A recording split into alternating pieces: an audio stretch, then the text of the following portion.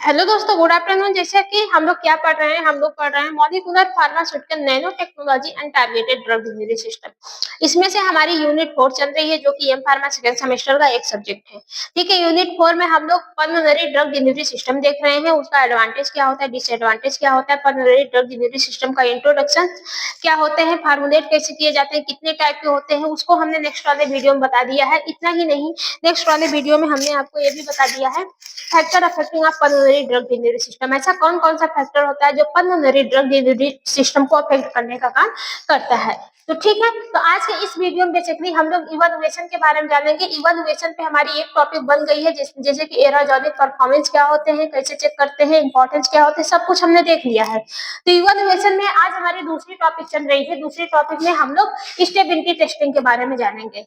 किसके बारे में जानेंगे? स्टेबिलिटी टेस्टिंग के बारे में जानेंगे। आई होप आपको हमारी वीडियो समझ में आती होगी। तो आज सबसे पहले जानते हैं इवैल्यूएशन क्या होते हैं। देखिए, किसी भी कंपोनेंट, जो भी दवा हमारे मार्केट में आती है, जो भी नई दवा बनती है, या फिर जो भी जिस नए नए फार्मुलेशन का फार्मुलेशन या फिर कंपोनेंट्स बनते हैं, फार्मास्यूटिकल कंपोनेंट्स, पहले उसका क्या होता है, प्रॉपर तरीके से इवैल्यूएशन होता है। इवैल्यूएशन में एक दवा की, एक जो न्यू दवा होती है, जो न्यू कंपोनेंट्स होते हैं, न्यू दवा के कंपोनेंट जो होते हैं, उसकी क्वांटिटी, एफिकेसी और सेफ्टी के बारे में देखा जाता है। क्वांटिटी, ठीक है, सेफ्टी, एफिकेसी और उसके टॉक्सिसिटी के बारे में देखा जाता है। ठीक है, वो दवा कितनी टॉक्सिक है, मतलब कितना साइड इफेक्ट दे रही है, वो कितनी क्वालिटी में है। क्वालिटी मतलब जानते हैं, गुणवत्ता। जैसे आप कोई भी फोन्स वगैरह खरीदने जाते हैं, मार्केट में जाते हैं, तो देखते हैं ना कि हाई क्वालिटी की है। तो जो हाई क्वालिटी की होती है, अगर वो महंगी से महंगी दवा कोई भी कंपोनेंट रहता है, ले लेते हैं, क्योंकि उसकी क्वालिटी आपको पता है। लेकिन अगर वो प्रॉपर क्वालिटी में ना हो, तो आप उसको रिजेक्ट कर देते हैं, मतलब नहीं लेते हैं। तो ऐसे हमारी दवा होती है, दवा को प्रॉपर तरीके से देखा जाता है, क्या वो क्वालिटी की है कि नहीं है, क्या वो दवा एक अच्छी क्वालिटी की है या नहीं है, वो दवा थेराप्यूटिक इफेक्ट प्रॉपर तरीके से दे रही है कि नहीं दे रही है, ठीक है, वो सेफ है कि नहीं है।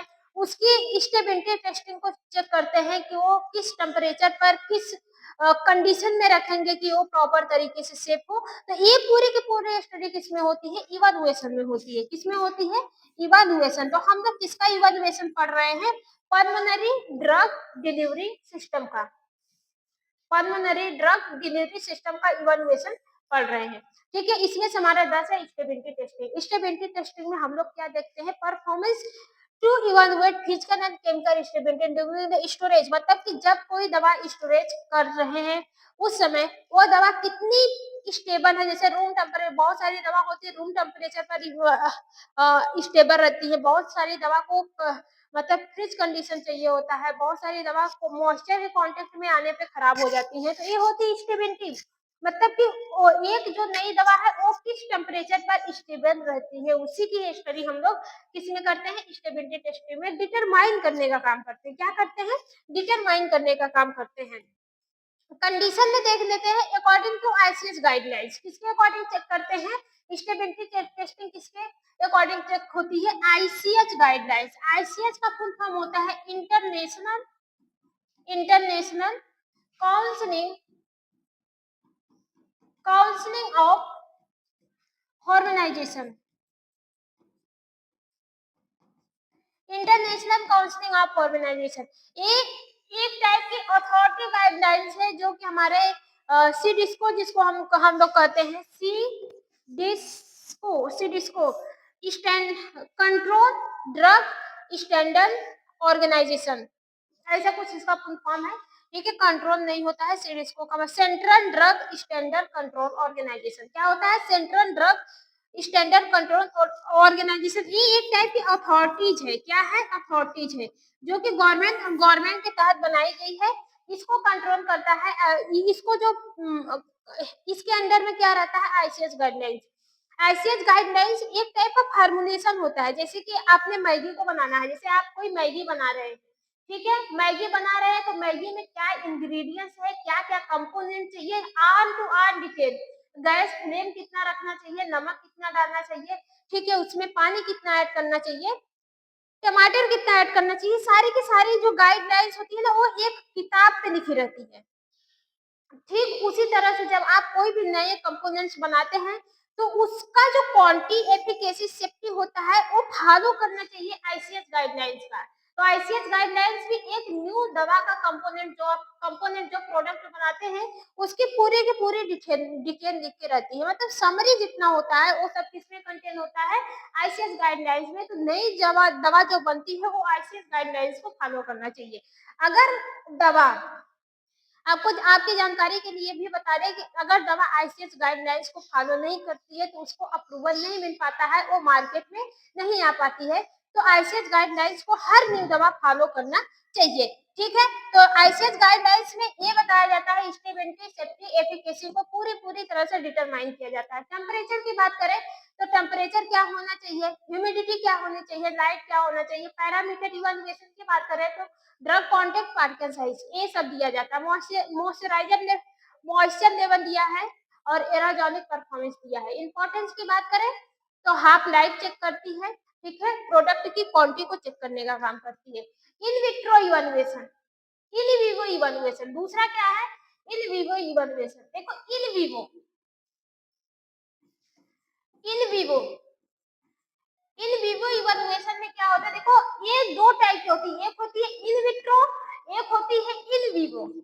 इन विट्रो और इन विवो, जो इन विट्रो रहती है ये किसी जानवर पे किया जाता है, किस पे किया जाता है, कोई एनिमल पे किया जाता है, इसमें ह्यूमन पे लेबोरेटरी मेथड है। इन विट्रो कौन सा मेथड है, लेबोरेटरी मेथड है, जिसमें हम लोग दवा की क्वांटिटी, सेफ्टी, एफिकेसी, उसके थेराप्यूटिक इफेक्ट के बारे में आइडेंटिफाई करने का काम करते हैं।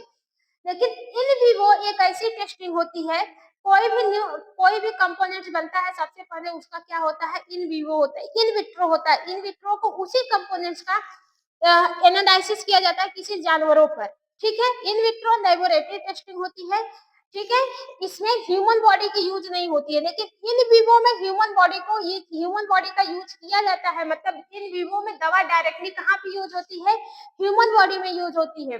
जैसे दवा कोई बनती है तो गवर्नमेंट हॉस्पिटल में कुछ परसेंटेज तक दे दी जाती है, जो नए मरीज रहते हैं उस मतलब पार्टिकुलर बीमारी के पार्टिकुलर दवा, मतलब जैसे टीबी की दवा बताई है तो टीबी के मरीज पर उस दवा को देखा जाता है और उस मरीज को प्रॉपर तरीके से मतलब कि गाइड किया जाता है, उसको प्रॉपर तरीके से देखा जाता है, कोई साइड इफेक्ट तो नहीं हो रहा है, कोई मतलब अलग से एलर्जी नहीं हो रही है, दवा को किस चीज से दिया जा रहा है तो वो काम नहीं कर रही है। तो पूरी की पूरी डिटेल हम लोग किसमें देखते हैं, इन विवो में दिखते हैं।